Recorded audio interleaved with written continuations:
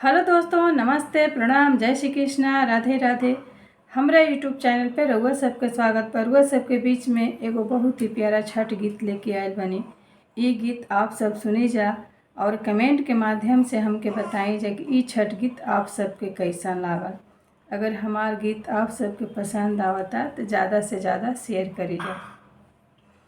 छठी मैया सुतेलिया टरिया केसिया देली फहराय, केसिया देली फहराय, केसिया बटोरेले कामना दे।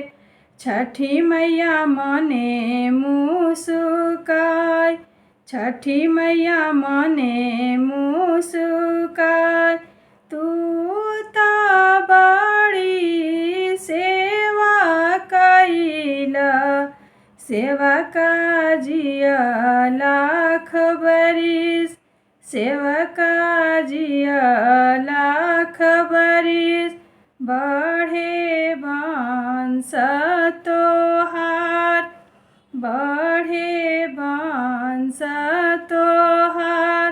छठी मैया सुतेलिया टरिया केसिया देली फहराय, केसिया देली फहराय, केसिया बटोरेला बालकवा।